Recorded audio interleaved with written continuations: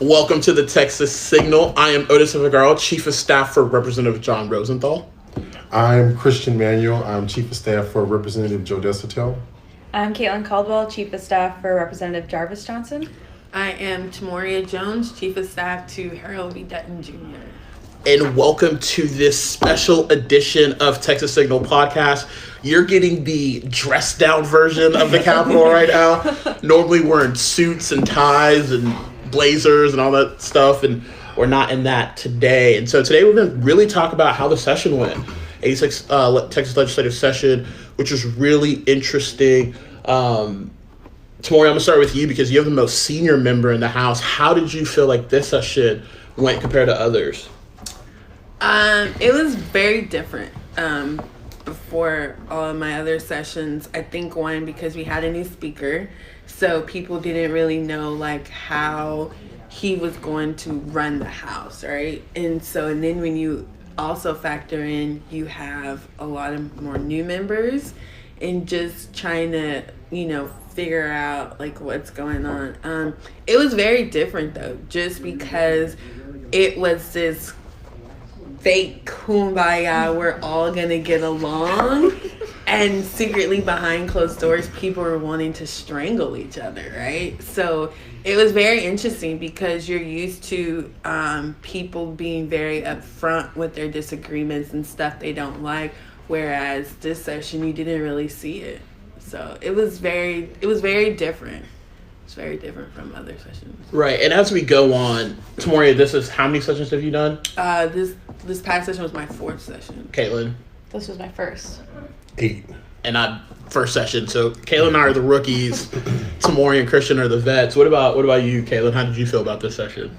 I mean, since I don't have anything to compare it to, it was a lot of just like hearing from Tamoria, who I spent a lot of time with, how different it was for her. But for me, I mean, I felt like my rep had a really successful session. We didn't get our priority bills through, but we did get 6 bills and a budget rider through. So for me, never working in the Capitol before, that being my first session and being a chief of staff, I felt just proud of what I was able to help him accomplish. Yeah. Anything to add, Christian?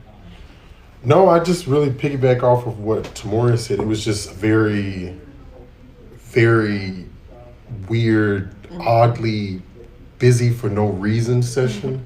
And the way the speaker ran everything, it was just very, like she was saying, it was just so quiet, but at the same time everybody was arguing with everybody behind the background of everything. And then with chairman having so much power but no one talking to each other, so it was, people didn't really know how to address anything in a committee. Like they didn't know if they should talk to the chairman, if they should talk to the members of it. And then the committees were doing this weird thing a lot of times where they were like, oh, let's just get it out and send it to calendars, and then it would get pushed to us on calendars. And we were like, once it's here, we're kind of in a different place. And then they completely changed calendars. Like they went back to what it was. I think it was either Pete Laney's speakership or it was a little bit before, but it was just a very odd session. But we did we did really good. We got 20 bills to the Senate, and with adding on amendments and everything, we got 10 of our bills passed, signing the law. The governor vetoed one of them, but we were a JA on a similar bill. So we did really good. We were happy. It was just a lot of work being on calendars, but exactly like what Tamoria said, it was almost like you always knew someone had a knife at your back. But it was weird because we were supposed to be like, hey, the person is like ready to stick you in your back the whole time. Christian, you bring up a really good point. And one of the things that I think that we kind of get stuck in a little bit is post-session. So we go into what everyone calls the Texas Ledge. Someone's like, what's the Texas Ledge? I was like, uh-oh. I got to come back to reality because this is now back to people not understanding the process, right? So Texas legislature, and you talk about bills coming out of committee, bills going to calendars. As having a member on calendars, can you kind of explain what that process is from when that bill is filed to going to calendars for people who don't get that inside view like we do? Yeah, well, this session particularly, the process was basically, of course, you file the bill. Once the bill gets filed, Then it goes to the speaker. The speaker determines which committee it's going to go to based on germaneness. Once it gets out of that committee process, then once it gets to calendars, how we had it this time was it was 11 of us. And so it was basically a 6-5 split.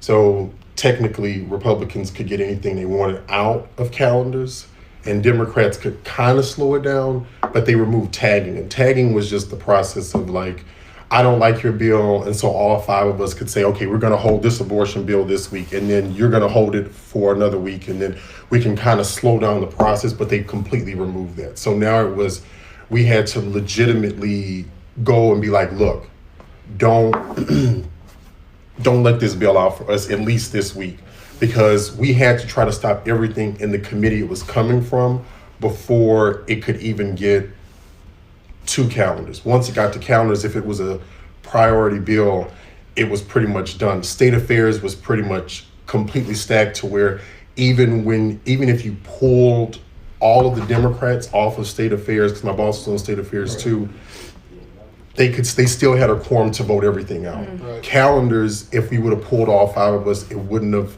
really mattered, because we have secret meetings technically, which they're not secret, but they are secret. But when it came to like the major committees, there was no way for Democrats to really strategically stop certain things. So we had to, like with the Chick-fil-A bill, everybody was going on about. A lot of people were upset with my boss because he was like, it's not that bad of a bill. We can fix it to the point where it's not as bad. And everyone was like, well, it's really discriminatory. But he kept saying, we don't have the majority. So that was the really, still going back to what T was saying, that was the thing where the committees with a whole lot of power were completely stacked to where Democrats were not even on it. But if you look at every other committee, it was like, oh, look, it's even almost. It's reflective of the state. But then you have chairs of committees who are like, we don't even need Democratic support. You don't even have to show up. We can still get it out of committee. And so my boss's strategy with those kind of committees that he was on was, I'm going to work with them to make it as clean as I possibly can, because like the Chick-fil-A bill had like it had so much stuff that they had pulled out of it. He was like, put this back in it and I'll give you my support, which is why a lot of time you'll see my boss on some bills.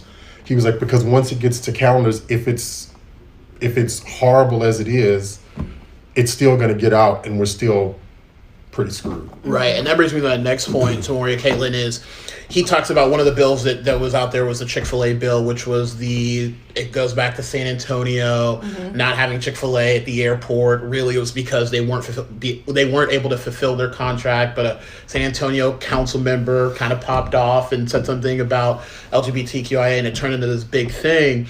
And we talk about some of these bills that were introduced on the House floor, right? The abortion affiliate bill, the taxpayer lobbying bill, the Born Alive bill. Can you kind of talk about how, one, that might affect your district, but also why you think those bills were introduced, and also why they weren't as bad as some of the bills we saw passed through, like the Georgia legislature, the Missouri legislature, and some of the other states that were passing like really bad bills, in my opinion. I think for our district, you know, the SB 22, for us that affects our district in terms of like, because we have a lot of low income people, and so they depend, like they go to Planned Parenthood, and people don't understand like Planned Parenthood offers so many other things that helps our community. So now we're having to look at, okay, this is taking place, so what can we do with the cities and the counties, you know, to help make sure those people are still being able to get the services that they need. I think that at some point I would like to see a session where we don't have to deal with abortion, right? And I just feel like at this point, all right, if we just give y'all abortion and everything else, can we actually go back to actually addressing the real issues? I don't think it didn't get as bad as Georgia and all those other ones, because in Texas, a lot of the bills that we have passed in terms of abortion have been overturned, and some of them are still being appealed now. So I think some people know in Texas, like, we can't go too far over, so I think that's kind of what it is. But at this point, it's just making sure that they understand the consequences of what they're doing, And with the Chick-fil-A bill, I was just like, oh, come on, San Antonio. Like, what did you expect? Like, we're in the middle of session, like, you should. And I felt like the city council did an absolute horrible job as to making sure to say, yo, this wasn't an LGBTQ issue. This was something completely different, because what you did was you literally just handed them a piece of law legislation, a law to make it, that probably nobody was right. ever even thinking about. And especially in the current climate of, Texas could be a potential swing state, and, with the House potentially being flipped, we have to be very strategic. And then as a lawyer, I mean, you already know, they could have won off of a lawsuit, but they just gave them an opportunity to screw things. Yeah. Yeah. It's very interesting, though. Yeah, and I think part of it too, of not seeing like those bad bills that you saw in Georgia and Missouri and places like that, is also like the political landscape of Texas, right? Is that you just saw Texas flip 12 House seats in the state legislature, and it was a big referendum on what the previous session was like, the bathroom bill, the show me your papers bill, things like that. And Texans responded going to the ballot box and saying, hey, this is not what we sent you to Austin for 5 months to do. I think that you really saw the repercussions of that in this legislature. And one of the things before we talk about like what our days are like as chief of staff is, let's talk about the new speaker. You mentioned that there's a new speaker of the House, and immediately as we leave session, the speaker is getting a lot of how can I say, earned media about how the House went. I kind of wanted to get, especially being on the back end of stuff, being the staffers, how y'all felt about that earned media, about how he kept the House in control and he was the grown-up in the room and he was able to get these things passed. What your opinion is on that situation? It was comical. Only because, like, when you look at the other sessions, like, Dennis Bonnen, like, he is the person, who would go at it with Stickland, right? During the local and consent calendar. He was very much of an in-your-face type of person, right? So to see him go from that to, we're going to get along, and we're going to be nice, and we're going to be peaceful, and we're not going to argue. And it was like, what? Like, seriously? You're joking, right? But he did it. I have to give him credit, though, because in order to keep 150 members, on together, right? And to where, you're not going at each other's throats. And I think a lot of that maybe had to do with the way that the last session ended, which is horrible, right? Got members fist fighting. Yeah, if you don't know, go Google, YouTube. Yeah, 85th legislature, the end of it. Yeah, and so I think at some point, some people probably, was like, took a step back and was like, wait a minute, this is getting out of hand, right?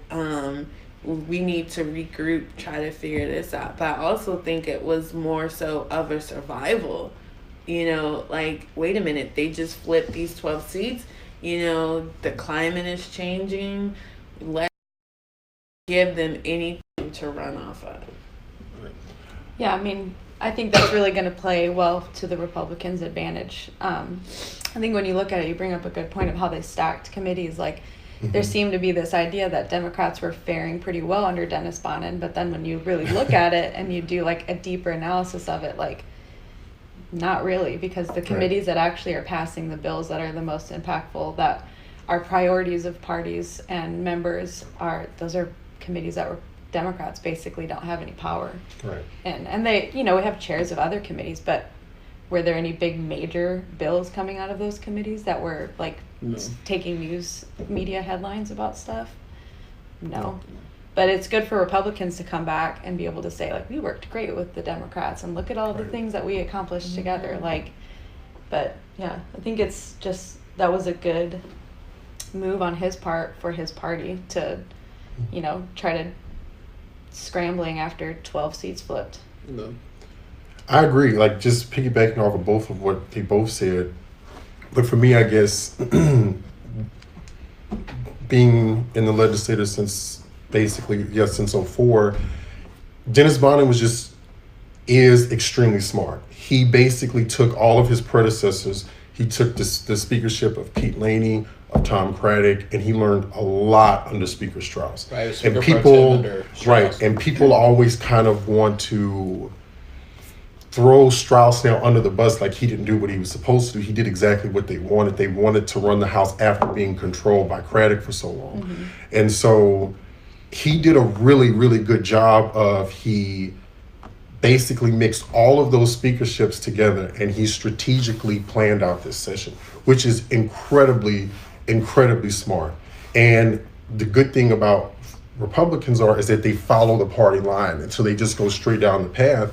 And just going off of like everything, it was like, if you look at a lot of the Democratic chairs, he picked some of the most powerful Democrats, and he basically put those Democrats in chairs, or he put them on committees that they really wanted, that they could do a lot on their district. And then if you look at the statement, if you basically campaign against incumbents, you know, you might not be well positioned, or you won't be well positioned if he's a speaker again. So it's kind of like, well, I was able to get all this done for my district, but if we don't take back the House, what are we going to do? So it's just really, really smart on his part. And Odus always knows I am optimistic, but I'm also a huge pessimist. And so I'm like, if the Democratic Party can get their message online and say, hey, we need to stop being about each individual House district and each individual member, and we start coming together under one party line and saying, look,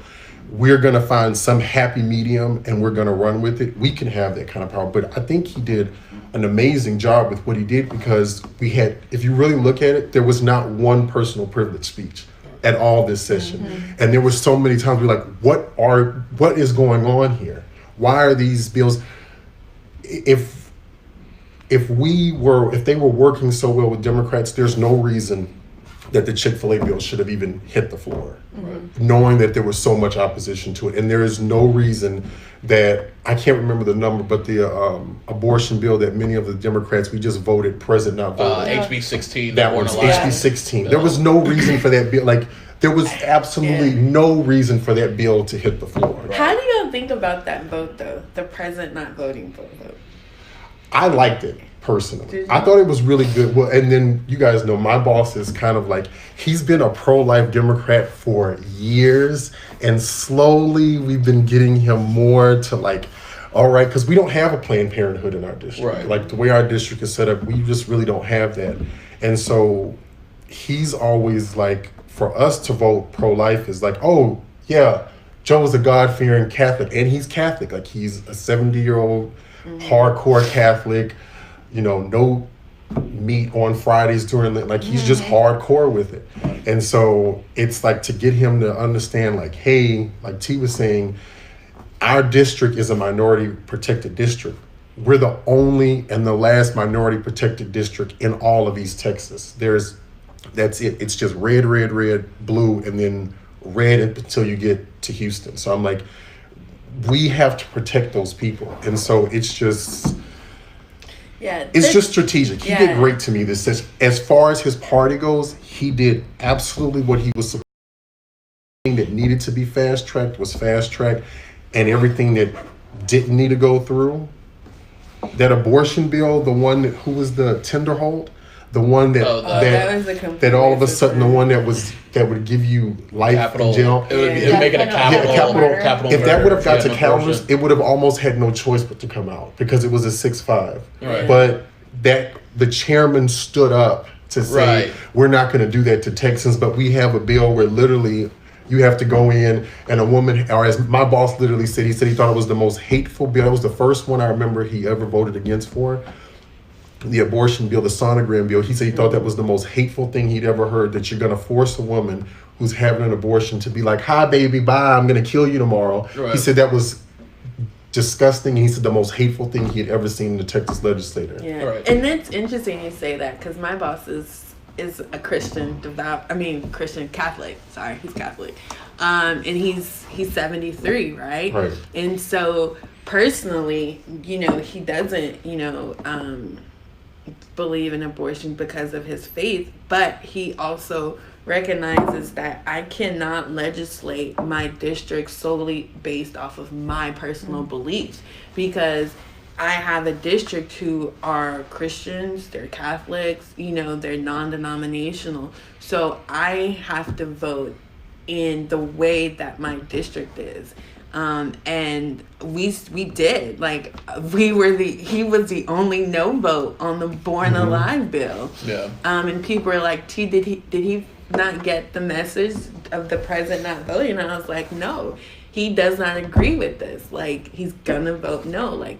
So that way there is no, when you go back to our district, people aren't questioning, so how do you really feel? No, right. I'm going to stand with y'all and show y'all, this is what you sent me here for. And can I piggyback off of just something really quick, which we were talking about before, about term limits? I am a pro no term limits person, but jumping off of that with the speaker and her boss, people like her boss, who your boss has been in, what, 35 years. My boss has been there now 20 years. The speaker has been there 22 years. Yeah, because he's right before my boss. That's one reason that I love term limits, is because if we didn't have a speaker that knew and understood members that had been there before him and members that have come after him, how do you know how to strategically put people in places? And so once eventually, the House will flip back again, but once it flips again, if Democrats don't have that kind of institutional knowledge of being able to say, because literally her boss can read a bill, look at it, and T can look at a bill, and then all of a sudden they can be like, we might be able to find something in here to stop certain legislation from getting through. But if you don't have someone who was there when the certain way that we run the House, the rules were created in 1980, who was there, who was instrumental, no, we need to change this. Right. Then it's how do you know what you actually need to do? And I think the speaker was perfect with that. Yeah, and I do think Speaker Bonin was a really good speaker for what we needed at this time. The House got closer. You needed someone, like you said, that had that institutional knowledge that's been there. It didn't just go to someone who was new to the process, and the House was, really in a frantic motion. But I also recognize that Speaker Bonin didn't want to act that way. He needed to act that way, right? Because Republican leadership, there's a lot of questions coming. 12 House just flipped. Lieutenant Governor just comes off a really tough election, only winning by 5 to Mike Collier. Down ballot you saw a lot of really close races with Attorney General Paxton and Justin Nelson. So it was one of these things where I think the Republican Party got together and said, hey, we need to do this. We don't necessarily want to do this. And I think you're seeing the effects of that too, right? Because you saw Jonathan Stickland, House District 92, I believe. He's not running for re-election. Representative John Ray is not running for re-election. There's some stuff back there. But I also think that some of those guys know the way the wind is blowing, right? And you don't want to be in a House now where you're the minority and you're trying to, legislate with not only the Democrats that just came in that were pretty rambunctious. Right. I think I work for one of them, so I know.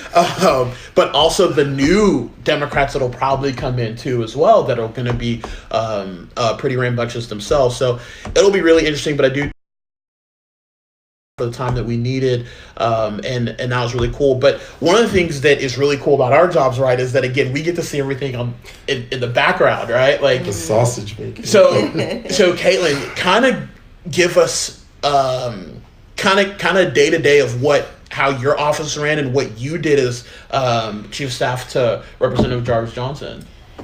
So my job was, I would say, from January until March was completely different than it was from March until the end of session because he was on appropriations.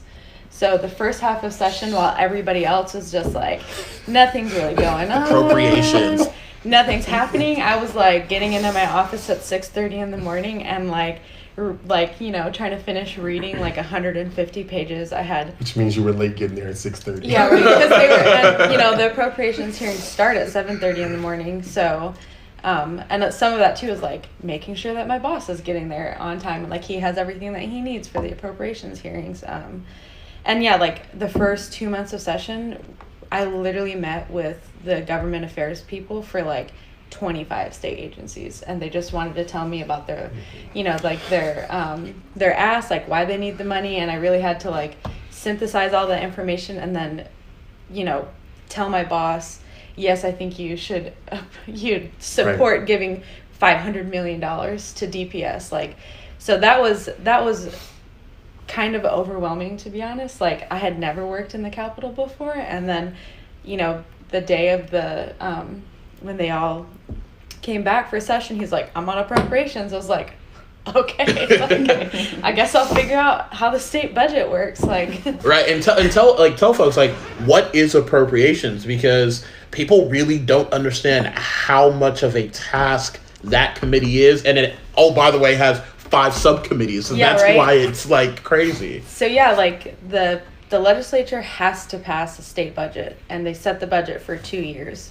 So a lot of it is just there's the legislative budget board, and they give projections about how many people in Texas are going to be on Medicaid, like how many people are going to be on Medicare, how many people we're going to have incarcerated. Like this is all based on projections for 2021.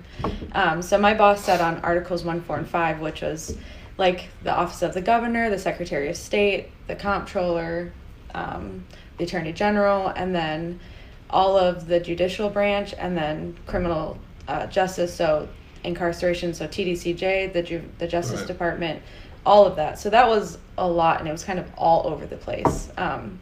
So then they sit on that subcommittee, and then they literally have to go line by line and approve what money they want to give to these agencies for stuff. And a lot of it was people asking for pay raises, because a lot of state agencies have a lot of understaffed, underfunded departments. So just a lot of people coming and pleading that they need raises. And then they work that out through the committee process, and then they come up with the big final budget bill, which then there's like a budget night in the House, which was very boring compared to what people have told me it's been before. Typically it's like gone until like 6 o'clock in the morning 4 sometimes. 4:32 was we got done at like when we got like 12:31, and the only fascinating thing that happened really that night was the Medicaid expansion amendment, right, where they took a hard, Representative John Busey, freshman from Williamson County, introduced the amendment to expand Medicaid. There wasn't actually even an argument about it, right, because I think everyone knew it was coming. Yeah. We all knew how we were going to vote, and it was a straight party line vote, and we did not expand Medicaid in the budget. So that should tell you something about what needs to happen in the 2020 election. But we left that on the table. Tamoira, I want to come to you, because Katelyn, it's really interesting because all 4 of us actually, as chief of staff, all really had different roles, because Tamoira is also chief of staff, but she's also a committee clerk, because Harold Dunn's a chairman of Juvenile Justice and Family Issues. So kind of tell us how like you are a chief of staff and then you're the committee clerk, and how like that all comes together. And how she's breathing. Yeah. And she's the legislative director. And the LD, So I am literally a one-stop shop. So I am chief of staff. I'm a committee clerk. I do all of our policy. I've been doing it for so long, I don't know how not to do it, right? So pretty much for me, as far as like the chief of staff aspect, I read everything, right? I read the bill, like all the bills that's coming on the calendar, different, kind of looking at what can kind of already be prepared, right? I meet and talk to people who come in. I am one of those people, because I do have so much going on. Like if you're coming to talk to me about a bill, let's say that's enhancing, criminal penalty, right? I'm gonna be like, hey, I understand this is, what my boss beliefs are, this would affect our district. So if you would like to change it here, then let's talk. But if not, just because I don't believe in wasting people's time. So that's, my day is also like moving our bills, like, making sure that our bills are moving, like going to see, the committees that our bills are going to. When Nicole Collier was announced chair as criminal jurisprudence, I was like, yes, right? Like, I got, can get all my bills out and moving. And then I saw the makeup of the committee and I was like, she has no power. Like, none of my bills are going anywhere, right? And so for me, this session was very hard because it was like I knew that, I had our priority bills and I literally was trying to get them moving. And it got to the point to where I was like, you know what? My bills are dying. Everyone's bills are going to die. I started killing like all these people's bills and, calling points of orders. I'm typing them up and sending them down to my boss. And so it's interesting, like people always assume that, as a chief of staff, you basically are your boss's mindset. And you are, and so I have this saying like, I am Harold, Harold is me, we are one, right? Because that's what you have to be. But it's also on a t-shirt. Yeah. Put that on the t-shirt. Yeah, right? Member and chief of staff name. But there's also sometimes where we disagree on things, right? Right, And so we sit down and we have like this conversation. It's like, I don't really agree with this, or even like this session, he literally gave me free reins to do and file anything that I wanted to. And so it was interesting when we would be sitting down and he's like, sweetheart, what does this bill do? And I was like, oh, this is what it does. And, and this is why, like every bill that we filed, I literally can tell you what part of the district that's going to affect and help. Now, as a committee clerk, it also helps that I am a chief of staff and a committee clerk because I do know the other clerks, right? So I'm able to talk to them and be like, hey, okay, my bill isn't moving. Tell me who on the committee do I need to talk to? Whereas if maybe one of you guys may go, y'all may get the runaround, right? Mm-hmm. So as a committee clerk, all the bills that come to our committee, I read those and I decide, okay, this is a good bill. This isn't really a good bill, and I'll let Harold decide. And then I just kind of facilitate it that way. And like I said, I do all of our policy work. So I write all of our background and purposes, our press release. I am literally a one-stop shop. And can you kind of tell people like what a committee clerk does? I think that's one of the things that people don't understand. I mean, they are pretty much the chief of staff for that committee, right? Yeah. So it's interesting. So when a bill goes to a committee, people don't understand that bill is no longer that member's bill. That bill belongs to the committee. And as being a chairman of a committee, you have this power because you can basically decide which bills you want to hear and which bills that you don't. And I think people need to really understand or that. even take a vote on. And that's why it goes back to the point of what you mentioned earlier about the committee makeups, right? Yes, why that's so critical in the Texas legislature. Important. Yeah, it's very. And so our committee we had more Democrats than we had Republicans. And so it was very interesting to be able, I knew which bills I could get out, but also as a committee clerk, you have to know your members, right? You have to know, okay, if I got a bill that's maybe on the line, I know I could go talk to this member to try to explain it more to him to see, let me kind of explain it to you. I think you're looking at it the wrong way. So yeah, you really have to know your members. And then, so my job is basically, I, facilitate the committee hearing. So for me, I say, hey, here this week, Harold will approve them. He'll maybe add some or take some off. We set that, and then it's the paperwork. So so when bill goes to a committee, you have to get a full bill analysis. You have to get a fiscal note.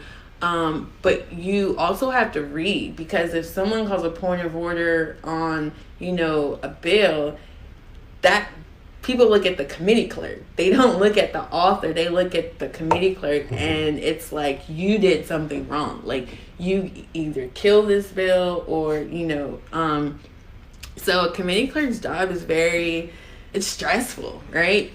So during session, I work 6 days a week, sometimes 7, because it's getting all of that paperwork in. And then you're having to deal with, not only for me, I'm having to make sure my bills are passing, but then now I have other members, right, coming to me and like, where's my bill? What's going on? Why is it moving, right? So you have to know how. Where's my report? Yeah, right. Like, when is my committee report going to be turned in? And I'm like, I turned that report in like 2 days ago. Or I don't know. It got lost somewhere in translation, right? And so, yeah, it's you have to, and it's a very meticulous and a very detail-oriented job. You cannot, haste makes waste is what our saying is, because you have to literally take your time. Don't rush something, because you could, like I said, you could potentially kill a very good bill, or you could intentionally kill a very bad bill. Yeah, and so we have Katelyn, who has a boss on appropriations, a really powerful committee when we're talking about the budget. Then we have Tamoira, who is a committee clerk for a chairman in the House. And then we have Christian.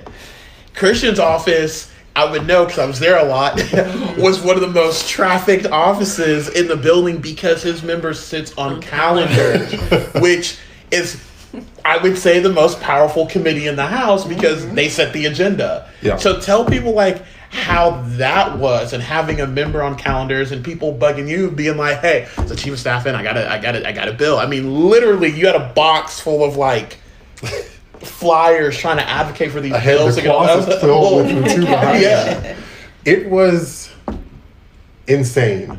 It was absolutely insane, the amount of people that would come in. And my favorite thing is when people would come in and just start talking about their bill, and I'd be like, I need a number. I need your name. I'm like, I need you to bring your flyer, and I need you to bring your business card. And before you talk, and I would just staple. I'm like, okay, talk to me now. Because it was just everything that was coming to calendars, that people heard a rumor about was coming to calendars. They wanted to talk to us about it, to move it. Of course, the budget, that's the only thing that we really don't ever have anyone come talk to us about, because there's no need. The budget's going to get through it. It's the only thing we have to do. Yeah. But when it came to every other bill, it was like everybody was just always want to talk about it. And the one thing about being there so long is that you make relationships, and T was touching on that. It's like everything in life is about relationships, but there for sure it's about relationships.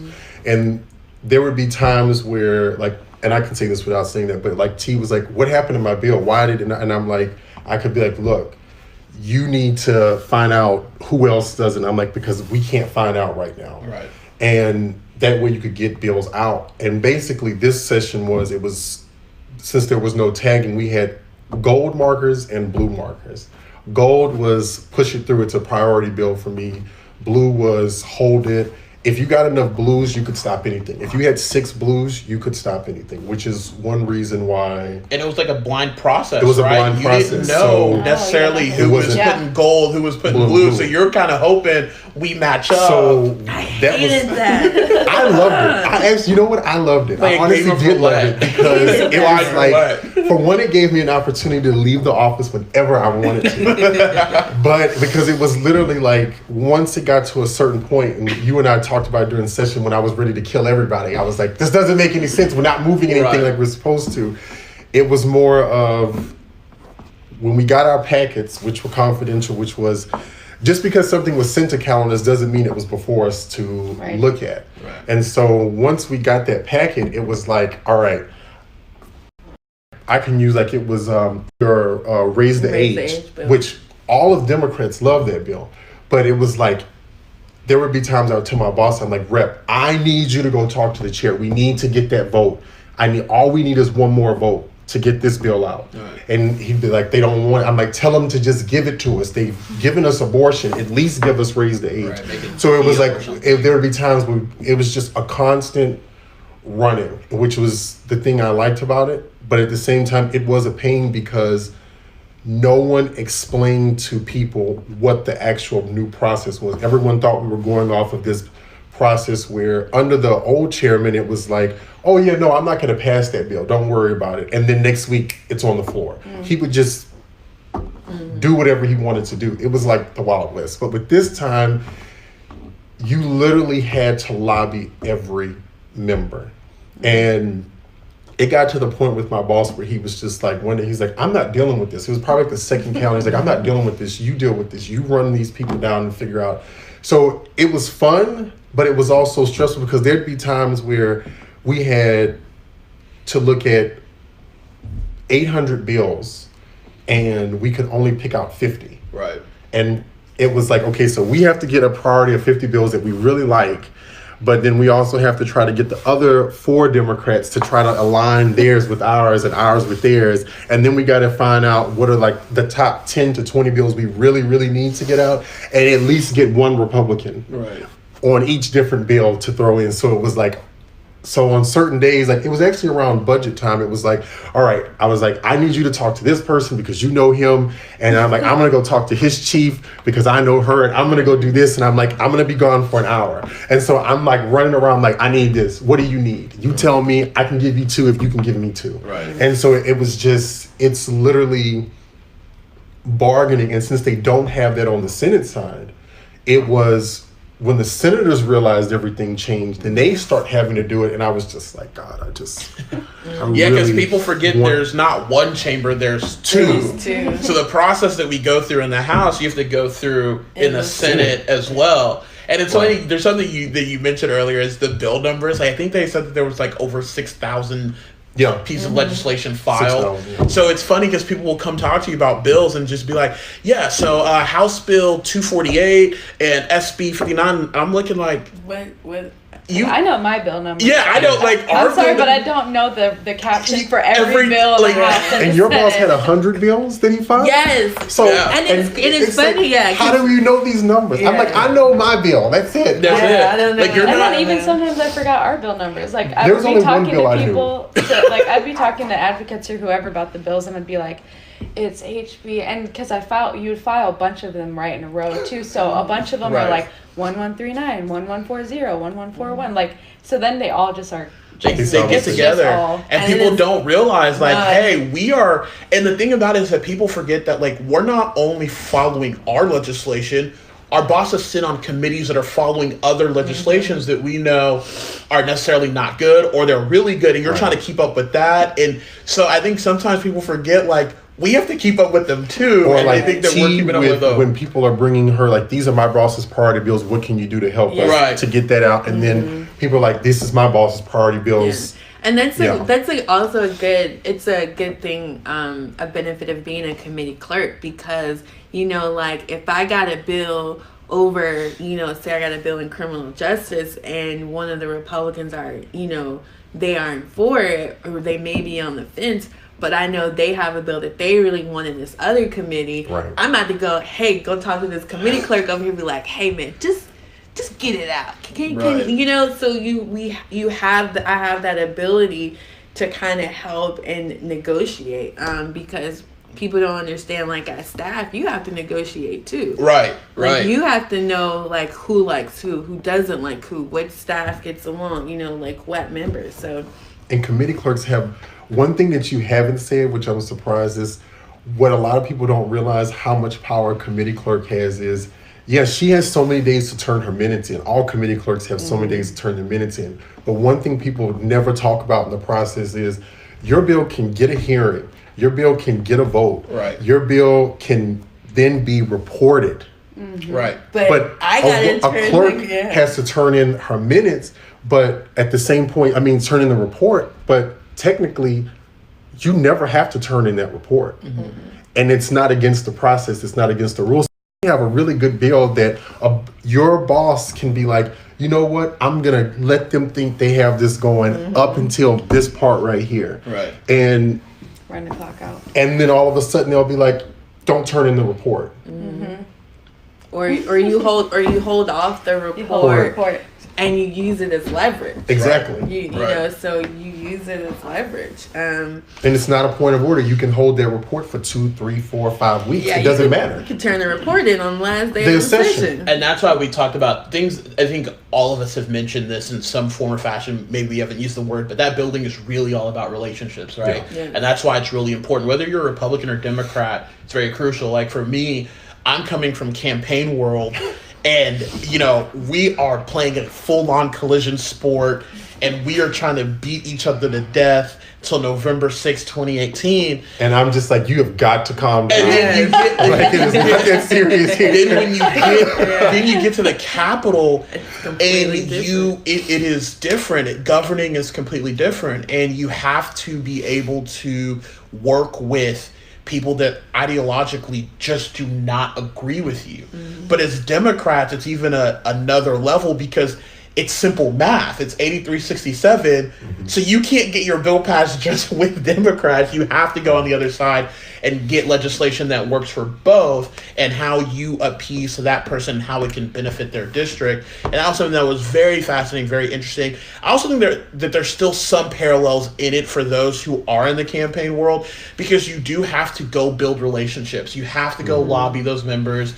You have to go lobby those staff. You have to convince them to vote for you and vote for your bill. And it was really interesting to see that side of it. And day-to-day operations for an office like mine, the only ones that can really appreciate this are the other 12 that flipped, because the pressure in that office is different than the other. It's a different kind of pressure that's in some of these offices that do have senior members that are in more safe seats. We just flipped 12. You have to make sure you're passing legislation first and foremost that reflects your district.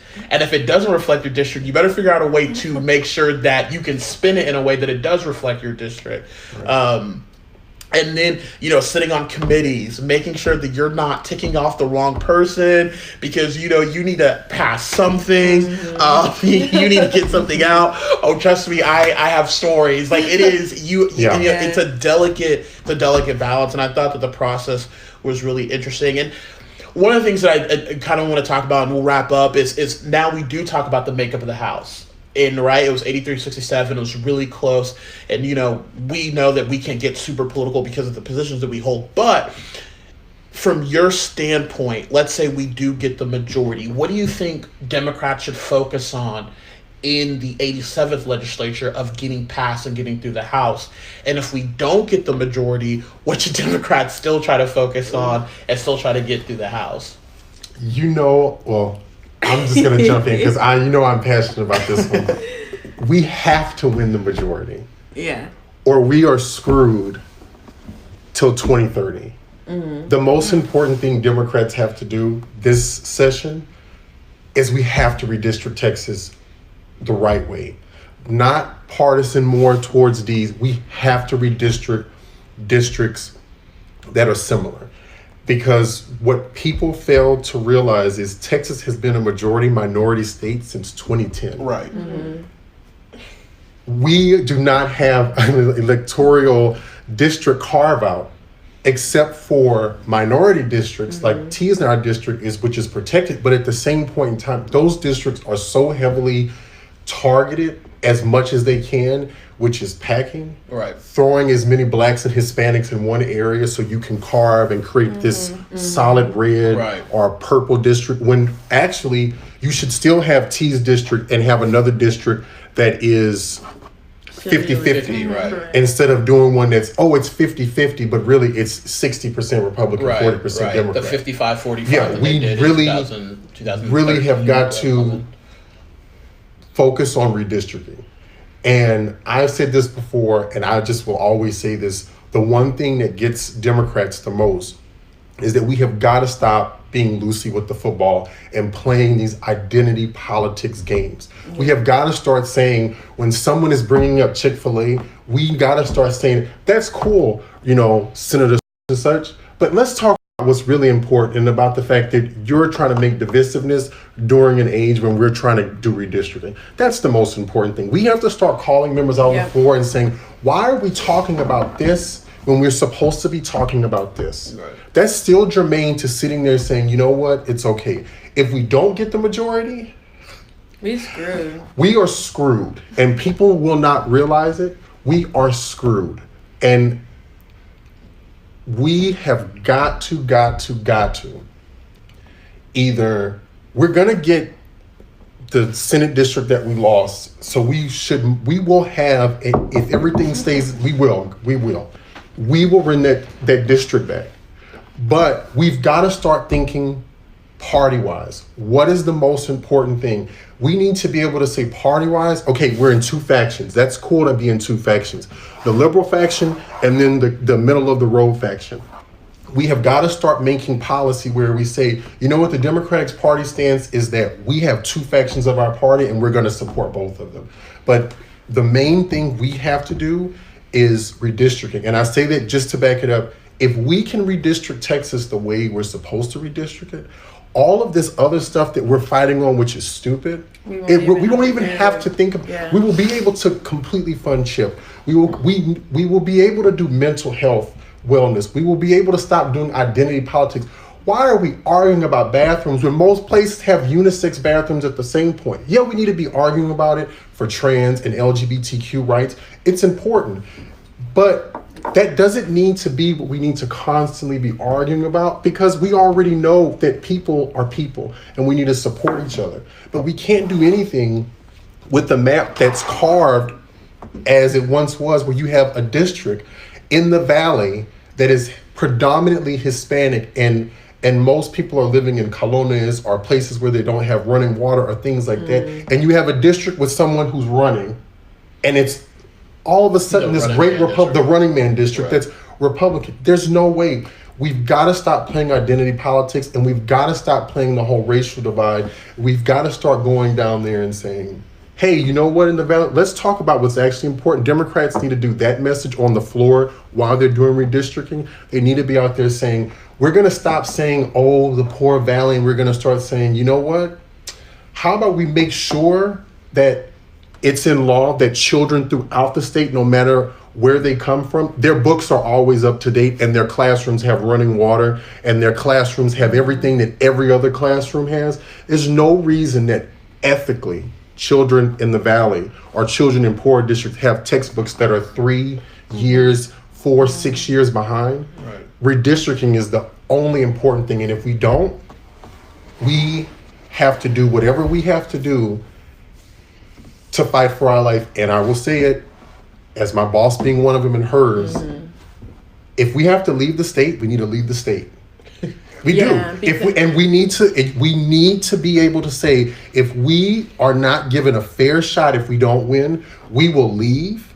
We will go to Louisiana. We will break apart so you can't find us, and you can call a special session after special session after special session. I'm not going to show up. Yeah, because Democrats, we sometimes play into the hands of Republicans. All the time. And true. And because we always end up being a rebuttal for their issues. Whereas, like, we don't really have a clear set goal of what our issues are. And I think that, like Kristen said, we have to focus on what actually matters, like getting to the real issues that people are having, like healthcare, and education, like a quality education, like everyone knows, like we have, Wheatley and Kashmir, like there's no reason why majority of the students high schools in the 5th ward of Houston, where they're going to other schools across Houston and across town just to get a quality education. And I think Democrats, we have got to stick to our issues, and we cannot keep playing into the hands of Republicans and the just because if you think about it, Republicans, they have their issues. They literally have their 3-4 issues. Session, they stick to those 3-4 issues and they run with it. Like, we know what the Republican issues are, right? You know what bills they're going to file. You know what they're going to do, right? So Democrats, we're seemingly all over the place, right?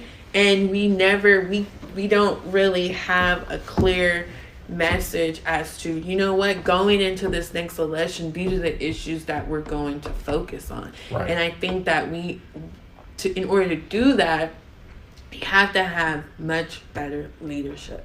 And I don't think that we have a strong enough leadership to guide us in there. Because for me, I'm thinking like, yes, we need to flip the House, but we also need to get Dan Patrick up out of the Senate, and we also need to flip the Senate. Like, let's do both. Like, let's go all in, all ass, because no matter how many good bills that we get out of the House, they'll die in the Senate. They're going to all die in the Senate. And then what are we going to do then? Pat ourselves on the, yes, we can blame Dan Patrick. We've been blaming Dan Patrick for how long now, right? But what are we going to do about that? And I think as not only staff, not only state reps and elected officials, but activists and these grassroots people, they need to be able to take that message to people to get them to the polls. And I think that's where a lot of us,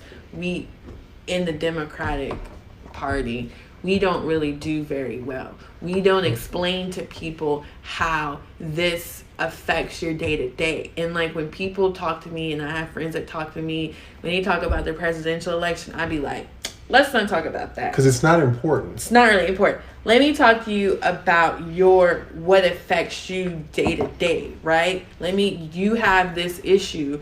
This is what your focus should be on. Like, we need to get back to making people understand how important local politics is. We determine who your congressman is. And people don't understand. People don't understand that. And it's very frustrating. And I think that, and me and Odus talked about this before, with these grassroots people and these, activists and them, a lot of them don't understand it. They don't know. Yes. They don't know when you talk to them, about the process.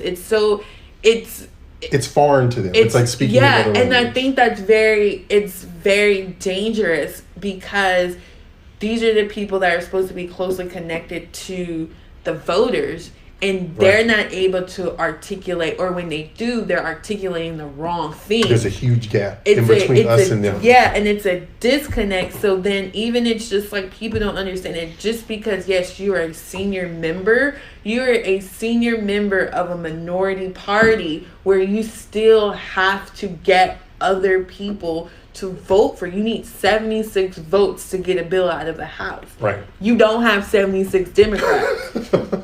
And what people don't understand is with Republicans, they have this voting sheet. I was so mind screwed when I literally found out that they all uncut. They vote, they all vote together. Yeah. They literally have a sheet of paper, and it has a bill number, and it tells you literally how to vote on the bill. Like my Raise the Age bill, I was like, it was on the Republican caucus. It was on the Republican, their agenda, and I'm like, we got it out of the House last session, and then I had to go back and I looked at the vote, and the 6 Republican members who were on calendars, they all voted against Raise the Age last session, right? So I was like, oh shit, I'm screwed. Like, I know, like, that bill is not going to go anywhere. So at that point, what do? You kill people. All right, I'm going to kill your bill. Right. No, but it's the truth.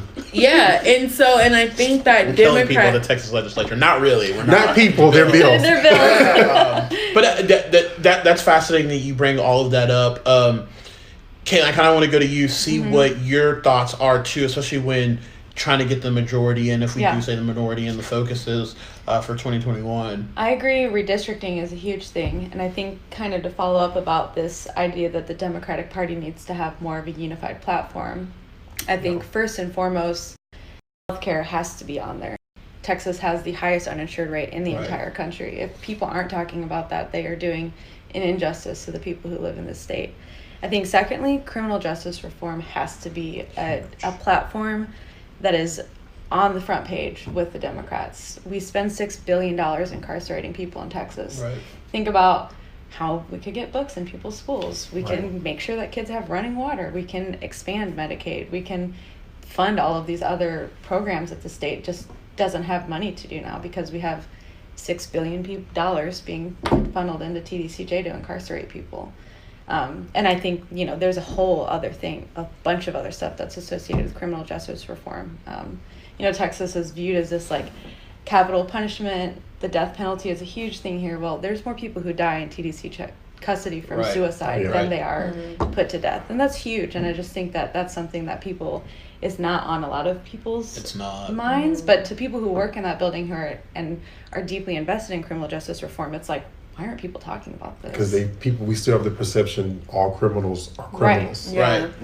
We had a lot of that conversation happen in county affairs, because my boss sat on county affairs with Chair Garnett Coleman, and that was one of the things that my boss really pressed a lot of TDCJ about was, why are all these people dying in county jails? We're not talking about just prisons. We're not just talking about the county jail. Like, this shouldn't be happening. It goes to the training of the officers in there, and they're not really well funded and things like that. You're absolutely right. I think healthcare, especially when it pertains to women's reproductive rights, we really need to focus on that. We have the highest maternal mortality rate in the country. It doubles when it comes to women of color. We need to expand Medicaid. We're leaving $10 billion on the table. It's money that we've already paid for, right? And this is an ideological thing. And providing healthcare for people in need should not come down to party politics. Mm-hmm. This is simply a humanitarian need. Criminal justice reform is big, but also what we need to talk about is we're not done with education, right? We only went from 38% to 45%. My boss talks about this all the time, and he kind of understands this a little bit better because of the field he comes from. Most of that money that we're using the $11 billion that we use to fund public education, well, that's coming from a really good gas and oil year, right? Yeah. But that's cyclical. Gas and oil is very cyclical, and coming from the Economical Stabilization Fund, and we can get into the weeds of that. But our funding mechanism right now for public education is not sustainable. And we have to find a sustainable way in the future to make sure that public education is going to be well funded. And then another thing that I kind of want to touch on too as we wrap up is, Tamoira brings up a good point about what we need to do as Democrats, as a Christian, and talk about that. But one of the things that I do think that you're going to see us do a better job of is that now there's going to be more talent that stays in Texas, right? Part of what was going on was that money was leaving Texas, our bench was leaving Texas, working presidentials, but now we have somewhat of a foundation going on from the last election with 2018, and I think you're going to see that reverberate through having better leadership, being more of one accord, being more unified, because it is a struggle when you're in the minority, because a lot of the times if you're in the minority and there's no hope, you're going to be like, well, screw it. Right? Mm-hmm. There's that mentality. But now that we're so close, we're 9 away, you're seeing all these elections get a lot closer. I think a lot more people are like, you know what? It's time to breed this new generation of leaders, right, in Texas, especially within the Democratic Party. So I think you're going to see that. And I think that the 86th legislature overall was a decent legislature. We could do a lot more. There's criminal justice. The one thing I think about is Joe Moody's bill, Speaker Pro Tem Joe Moody's bill, about essentially decriminalizing marijuana, essentially, right? And how that got no traction because there was all these conspiracy theories about you're legalizing weed and you're doing this and there's hypnosis, like all these things that are unfounded. That was there. They have inadvertently done that, though. Right. If you read stories now, they might have inadvertently done that anyway. So it'll be really, really interesting. Anything you guys want to say to close out? I think that I will say this, that with the potential of these seats of the House flipping, I think that candidates who are running, I think that you need to be serious and you also need to understand exactly what it is that you are signing yourself up for. Yep. And if you don't know the process, if you've never been to a Texas legislative session, and personally I feel like you should, if you've never even been to a session just to see how it is, I don't really think you should be running. But I think if you need to educate yourself on exactly what it is that you're signing up for, because I tell people all the time, yeah, you see the glitz and the glamour and people love you and everyone wants to be you, but you don't see the after, you know, the behind the scenes. You don't see the day to day. And I think that with people stepping into these seats and running, I think we need to have formidable candidates who are serious, who know the issues, and not you just know the issues, but offer some real life solutions, you know, as to how can we address the issues to make Texas better. So that's what I will say, because I've seen, you know, and not just, you know, I'm a Democrat, I'm going to run because we've seen the effects of last session. That's not what we need. We need people who are actually ready to roll up their sleeves and work. Katelyn? Yeah, I mean, I think that I might push back on that a little bit. I think that it's an exciting, I grew up in Michigan, so the legislature works completely different there. And I do like this like kind of Texas idea that they only meet every 2 years. You can get people who have different professions. They're not career politicians. Like, I think the idea of some like up and coming Democrats coming in who are from different fields, backgrounds that aren't all necessarily attorneys, and I think that, you know, makes up a better legislative body, and it's more representative, like it represents the people of Texas more. And I think that would be kind of a fresh look for the Texas legislature. I just want Democrats, and Odus is laughing at me because he knows I get so passionate. I just want Democrats to grow a spine. Yes. I just want us to grow a spine, to come together and literally practice what we preach. You can be as liberal as you want to be. You can be as liberal as California. I grew up in California. I grew up in San Francisco. You can be as liberal as you want to be. You can be as conservative Democrat as you want to be. But for God's sake, we have got to have a spine, and we have got to come together. And just to touch on that is we have got to do like what I was saying. When they were doing the abortion bill, which was complete BS, when they were doing the abortion bill, there was no reason that every Democrat, and by the way, let's just say Stickland did lose his seat. If you look at the total people who voted in the election, he lost his seat. He just won it because it was a separation. There was no reason that every time they took those hard votes on those amendments, that Democratic operatives in the field who lost or who are just there didn't say, you know what, let's get on Facebook and let's get all of our Democrats and all the middle of the road people to know that, you know what, your representative just voted against minority women being able to go to the doctor just because they think it's all about abortion. That should be something that we should easily be like, hey, it just got printed out. It's not even a minute old. Put this on your Facebook and tell all of your activists to start robocalling. There's no reason why we're not robocalling these members or coming up there, doing all of these different things during the legislative session.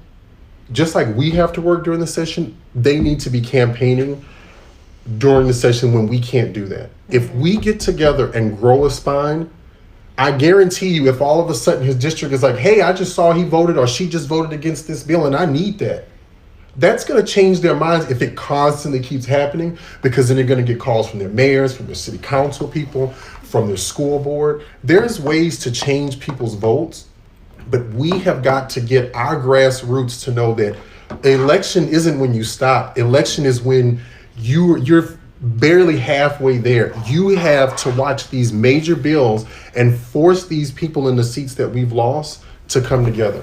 I just want Democrats to grow a spine, and I want them to wake up so that we can get healthcare, criminal justice, and all that together, because we're the minority, like you keep saying. Right. And I think that, one of the underlying messages that we always need to remember it, and especially as Democrats, there's two things that I've been saying repeatedly that Democrats need to do, and that'll really solve a lot of our problems. The first one is listen. My mom always tells me God gave you 2 ears and 1 mouth. You gotta listen more than you talk. And I think one of the things that has happened, we've kind of lost our way. And again, I think part of it is too understanding Texas. It's been a Republican stronghold for so long. It's going out through one year and out the other. But now I think we've got the attention of some people.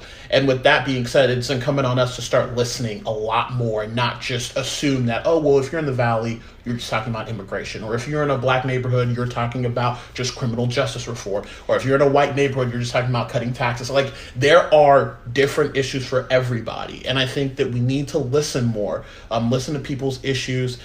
Don't, like you said, play identity or partisan politics all the time, because sometimes the issues are just the same, no matter where you fall on the ideological spectrum. And once you listen, you have the ability to serve.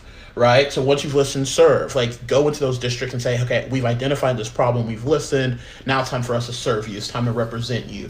And I think once Democrats can do that, I think that it's going to be a lot easier, because to listen and to serve goes back to what we've been talking about this whole time, and that's building relationships. Because if you listen and you're serving, guess what you're doing? You're building relationships. Yeah. And it'll make Democrats really stronger. And you gotta, when you get to the legislature, it's time to stop campaigning and it's time to start governing. Right. All right. Thank you so much, Tamoira Jones with Representative Harold Dutton, Katelyn Caldwell with Representative Jarvis Johnson, Kirsten Manuel with Representative Joe Deschantel. I am Odus Evbagharu with Representative John Rosenthal. Thank you so much for listening to us and getting all of our different perspectives. Appreciate it. Woohoo.